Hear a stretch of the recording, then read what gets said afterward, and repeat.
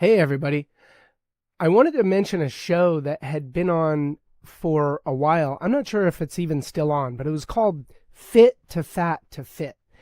And the remarkable thing about this show was that they found people who were fit, and that they didn't really define that term, but that's a separate issue.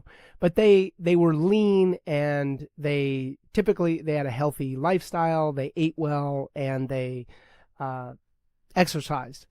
And so they were either coaches or fitness trainers, and they put those people who were fit through a nutritional exercise to make them fat. And so they were force feeding them McDonald's and all kinds of other stuff that made them gain tons of weight. And then what they did was they had those people who used to be fit become fat in order to align with a client who was overweight. And so there was this amazing sort of empathy, sort of like if someone's down in a well, like they literally climbed down the well and said, okay, we're going to climb back up together, you know? So it was this amazing show. And one of the remarkable things that I saw was that after the fitness coach had gone from fit to fat and then back to fit, they really did not struggle with getting from fat to fit. Well, why is that? What is different about them that would have been different for me when I was 120 pounds overweight? And so I think the answer is confidence.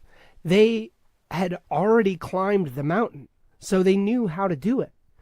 And I was thinking about that for myself. If I gained 120 pounds again and I was that overweight, I would have a tremendous amount of confidence that I just need to engage in the behaviors that I engaged in order to lose the 120 pounds before. So if you've never actually gone through that process of losing weight, you don't have that confidence. And so you have to rely on other people telling you what worked for them.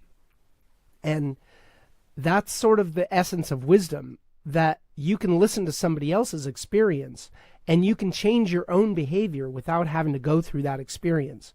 And so if you're overweight, like, 20 pounds, 30 pounds, 50 pounds, I just want you to know that I was 120 pounds overweight, and I did it. And the way that I did it is I found a fitness methodology that really worked for me.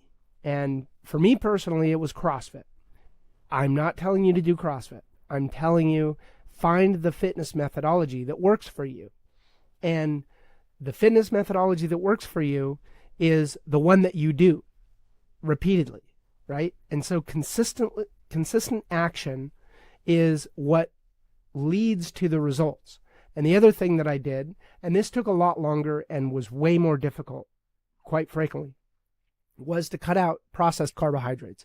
I haven't had bread or pasta or any of those things that come from flour in almost 2 years.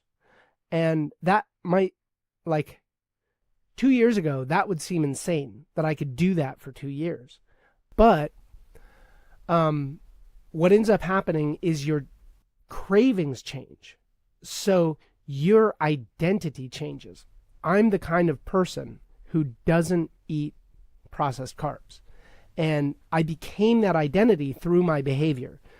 I hope this is helpful. And I just wanted to give a little encouragement that it's super important to find confidence one way or the other, that whatever mechanism you're going to use in order to get healthy, you have to be confident in. And sometimes that can just come through knowledge and learning from other people, and sometimes it just has to come through experience.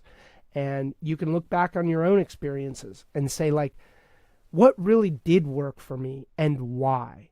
And if you dig through your past, you may find some cases where you were losing weight and you were feeling really good about yourself.